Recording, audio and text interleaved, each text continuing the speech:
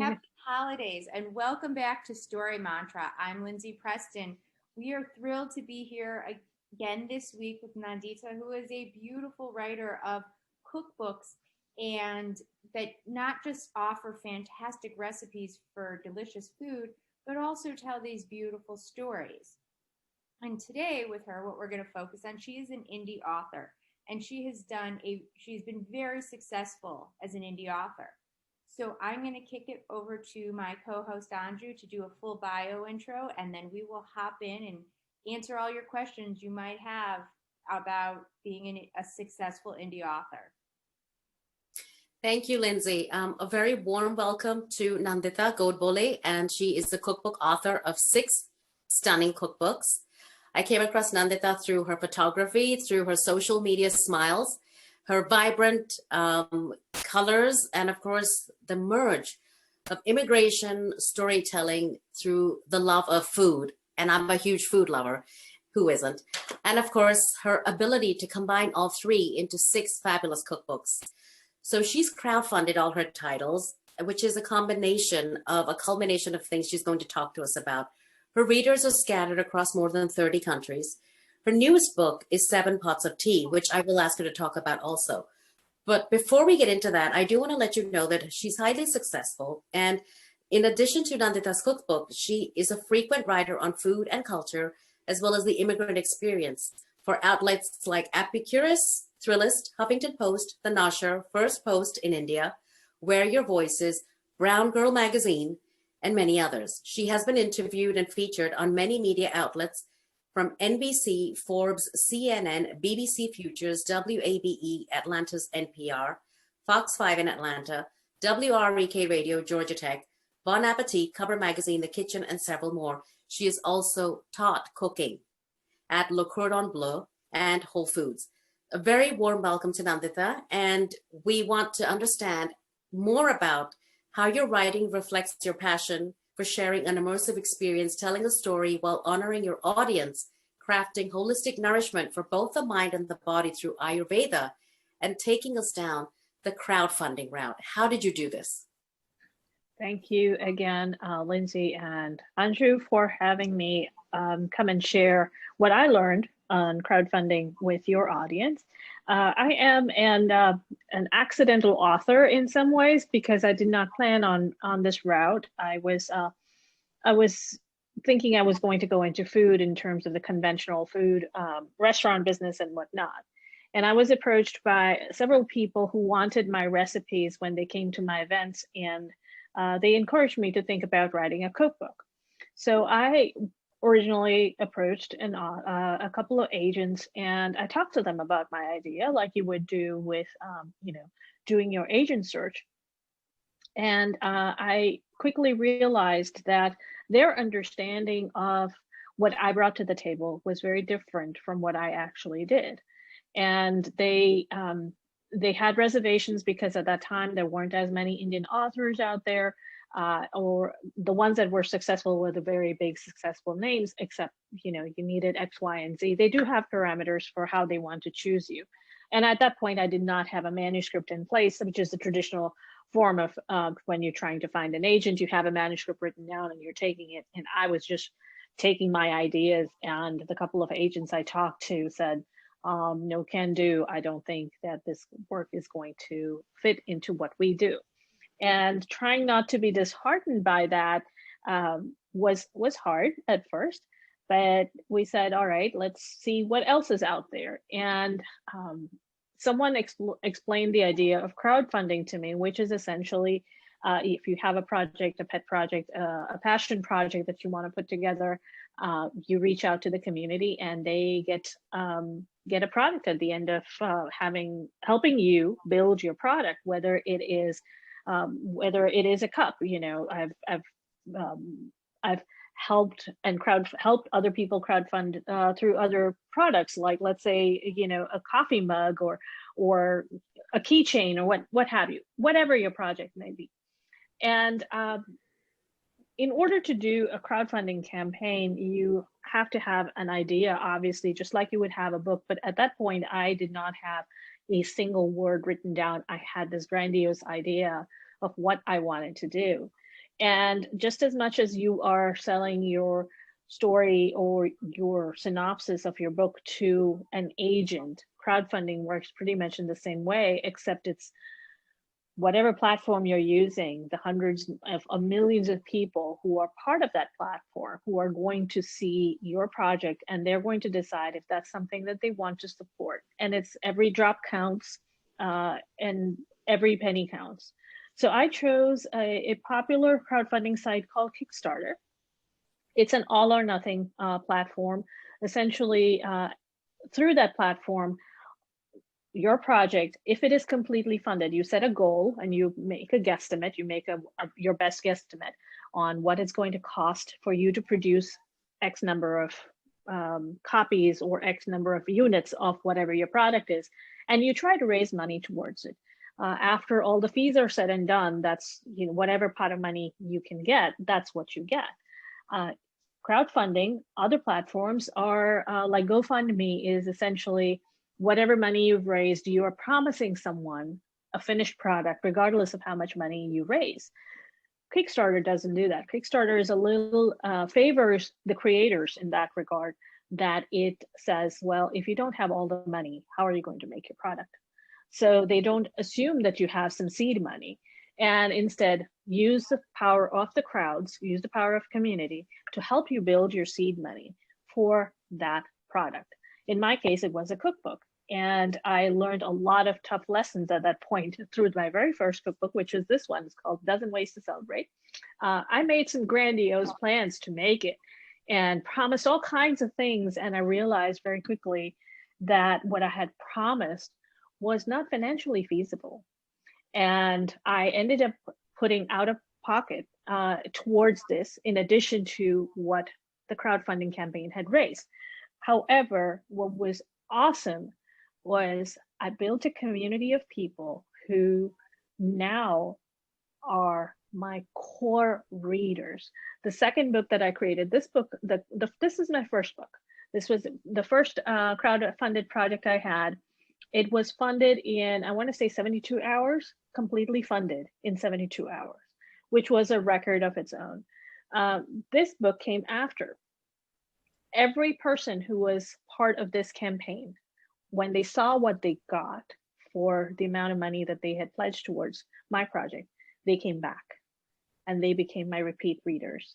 And they were the first ones to sign up for this book, which is Crack the Code. This book literally was funded in about 36 hours, completely funded. We raised several tens of thousands of dollars for this book, and enough for it to go to about 30 countries and still counting, because it is still my bestseller. And that's the kind of community you build with crowdfunding. It's not only the amount of money you raise, but the one-on-one relationships that you build with your readers is very, very, very special. I can recognize people by their name. I see where they are. We check in on each other. I get little love notes from them. Hey, I think you're doing a great job. And these are people who have not seen a word I have written on whatever the new project is, because they know that I have a track record of producing very unique niche books. And they have loved every one of them. So in a nutshell, that's it. The process can take the crowdfunding part of it, in terms of raising your money, that can take anywhere from a few weeks to up to 2 months. And that's your main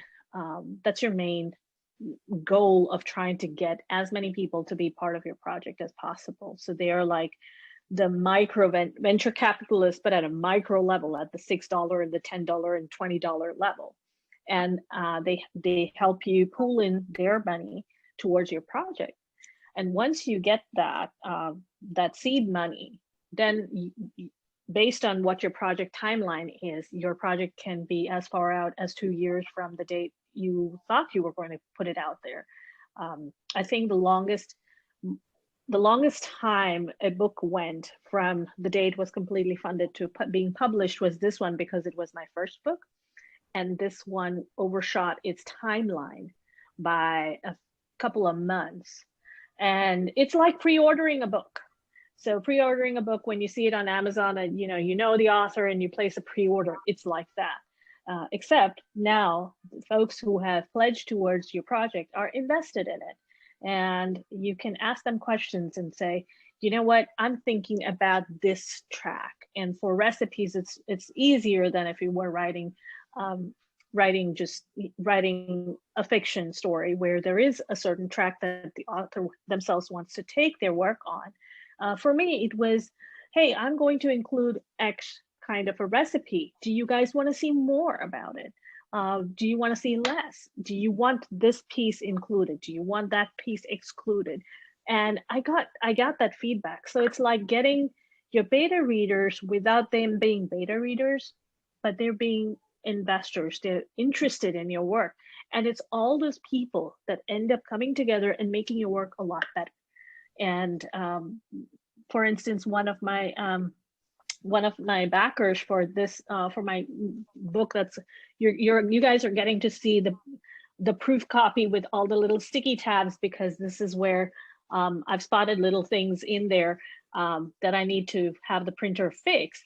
But one of the things that I take on as a crowdfunded author or an indie author is I also design and put together the book itself, which is a whole other ball game. But let's say I'm going to just randomly pull out a piece of a page for the recipe, and you can see, like, if this is a recipe spread, understanding how the recipe is laid out and sharing this with my readers who have pre-ordered the book and getting feedback from them and saying, is this going to be easy for you to read and use, as opposed to just putting content. So do you show them samples of your work as you're progressing, Nandita? Sometimes I do. Do you owe them that, milestone that you complete as you're progressing toward the end? I actually don't owe them anything, but it is good business practice anyways to make sure that your readers are engaged. And so I warn them ahead of time. You guys might get tired of my emails, but every month I'm going to let you know how we're doing and how we've progressed, whether I've run into a hiccup, or there's a problem, or I need your feedback on this. What does this layout look like to you? Is it easy to read? And I pointed out that page because I got specific feedback from some of my readers who had seen my previous books, and they said, well, Nandita, I love your work, but I'm getting to the age where I can't read this size of the font. This is not the kind of detail that an author normally would be concerned about. But for me, because I'm involved in not only the writing, but also the design end of it, I'm talking to them and going, oh, yes, it didn't occur to me that, you need 3 kinds of reading glasses in order to read this size of a font, and thinking for them. So making it easy for them. But I do give them stuff. I do, when this book got delayed, when my first book got delayed, I actually sent out sample chapters every month. And I said, I want you to cook from this. If you run into the problem, tell me. So when you actually have the finished book, I have fixed that problem. If you want to see a change, tell me so I can actually put it in the finished recipe. And I got a couple of suggestions. Like there's one person who was vegan and said, well, Nandita, I can cook every other dish and this just looks so great, but I can't cook it because it's not vegan.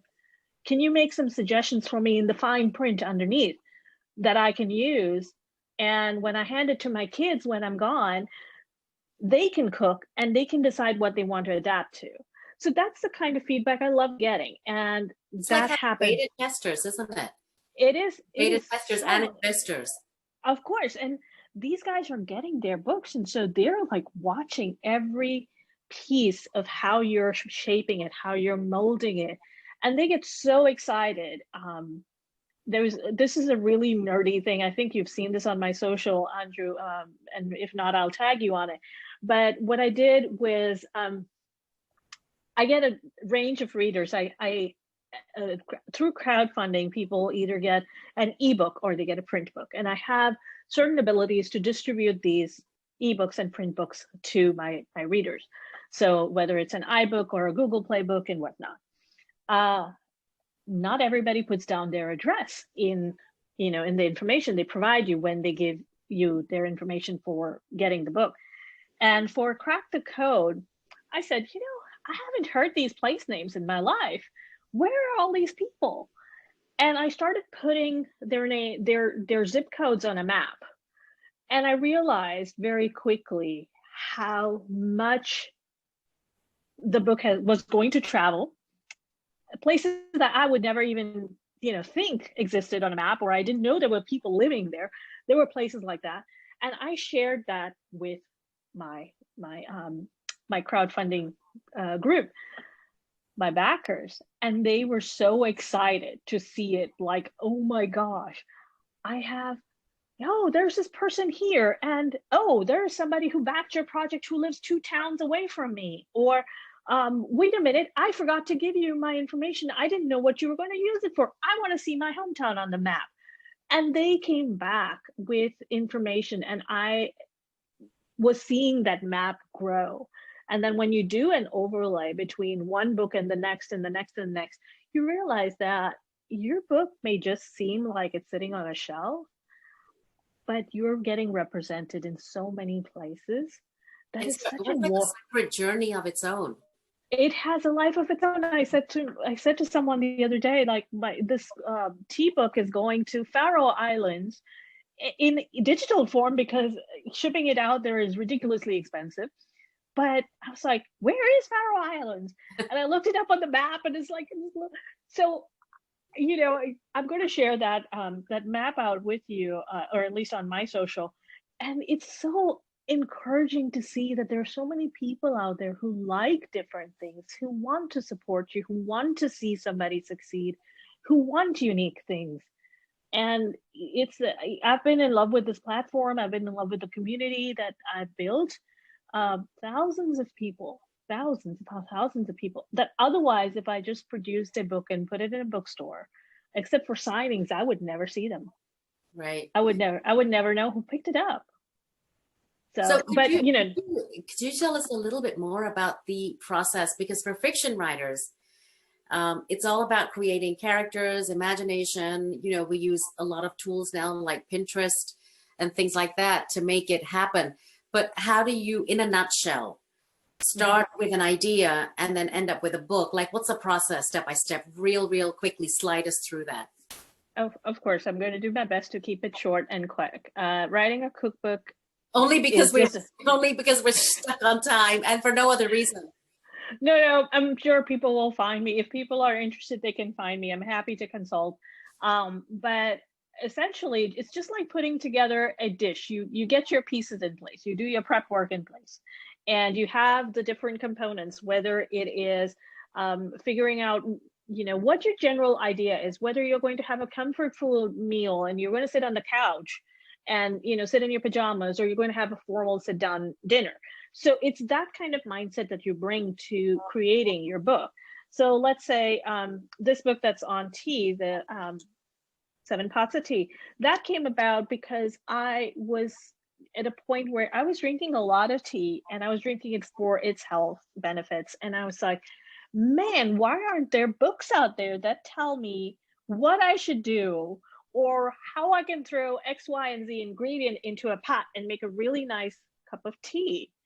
And it's not tea in the chai sense or just the green tea or the black tea sense, a different level. And so with that kind of an early idea, you take that and then you begin fleshing out the pieces. But you pair your tea with snacks, don't you, in this book? I do. And that was a conscious choice, because if you go to any Indian person's house, they're probably not going to let you go unfed, Yes. unless they're very, very aware of boundaries and all that. No, we want to make sure everybody's fed. And so even if you're showing up, just to drop off something, they might ask you, would you like a glass of water? If nothing else, the hospitality doesn't go away.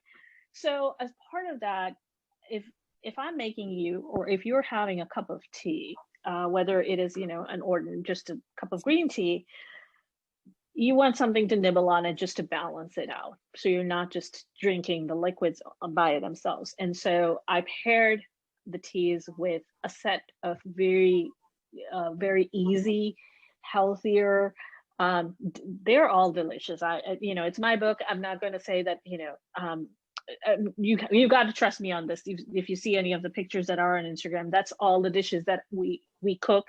Those are the photographs I take. And some of them go into the book, some of them don't. But those are the dishes that are typically easy to pair with your tea. And so when I prepare a book, I'm thinking about, what is this person going to do with this particular dish? Nothing sits in isolation. So if it's a cup of tea, are you going to have a snack with it? Or is it a post-dinner? Is it a pre-dinner thing? Or just like you're putting together a meal, are there going to be appetizers? So you want to think about what your reader might want to do with your book and then go from there. So that's the part of setting up the book. And then essentially it's taking recipes, trying them out. I do a lot of repeat testing. I have tried, using the recipe testers, and with Indian food, typically people like to manipulate it on their own, either out of their own confidence or out of fear. So I've not run into a person other than, I think even my mom, even if I give her my recipes and say, Mom, will you try this out? She will doctor it to make it work for her. So I'd rather test my recipes myself in the simplest, plainest way that I can. And even a few days before it goes to print, I might be adjusting a recipe out because it didn't work. And it may have worked on some day and it doesn't work on another day. I don't want the reader to feel like they're trying to, climb Mount Everest with the book. It's not rocket science. It's easy. So doing that work on your own, actually cooking the recipes yourself and sharing it with people around you and getting their feedback is very, very important. So let's say there's a recipe in some book that somebody in my family absolutely hated. I was like, oh, well, why? What happened? Well, the flavors don't work. Okay, you want to step back and be objective about it. And maybe there is some truth to that, and taking it with a grain of salt and seeing if you can make your work better. And food is always open for, open for improvement. So it's always something that you can tweak and make better.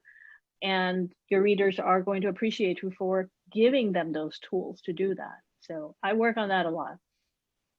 And I'm guessing, once again, though we are all in love with food and cookbooks, we're going to have to ring the bell and say we're out of time.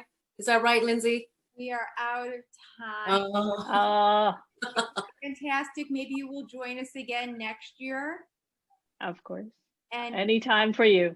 Thank you. And thank you everyone for joining us. We wish you happy holidays and a very happy 2021. We will see you next year. And health and happiness to everybody. Thank you again for joining us. Yep. And may your house be filled with 7 pots of tea and more. And more. Thank you. Thank you.